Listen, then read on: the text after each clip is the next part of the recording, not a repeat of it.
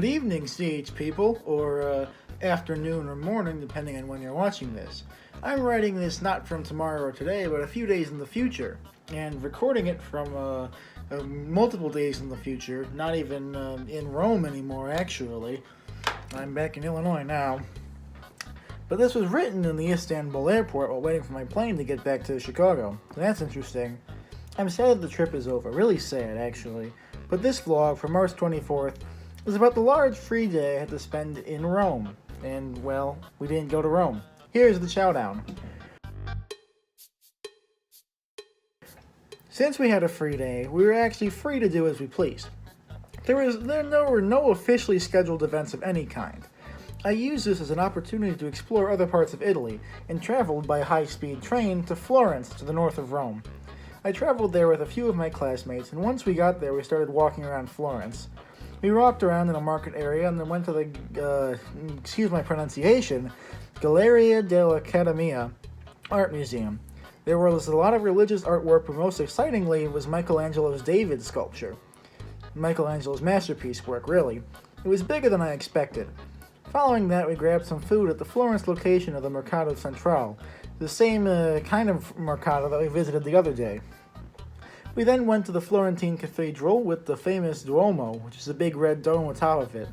It was incredibly beautiful from the outside, so detailed, so awe-inspiring to look at, so intricate and gorgeous, that towers and domes, incredible architecture.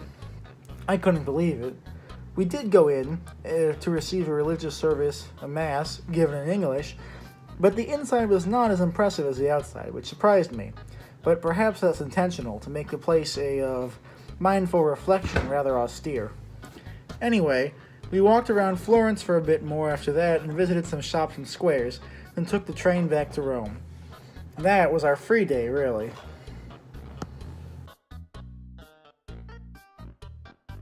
Having a hard time getting my phone to stay up. So on to question 9. What cultural differences made you more aware of your own culture? I feel like I'm a broken record player now. I've kind of answered the same question a few times on accident. But anyway, the certain economic veil that exists between America and the rest of the world was a difference that made me acutely aware of my privileged existence. I've been to Costa Rica, but I think when I went there, I was prepared for an economic gap because, well, according to the media, every South American country is a poor slum wasteland. But you don't hear that about Europe because, well, that isn't the picture the media wants to portray. But it isn't true in either case, for South American countries or European countries. But in reality, there were definitely certain parts of Rome that reminded me of Costa Rica or perhaps Puerto Rico, in terms of economic appearance.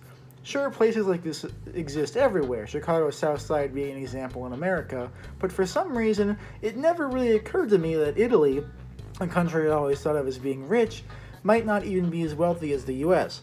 Perhaps this is what I've been trying to say all along.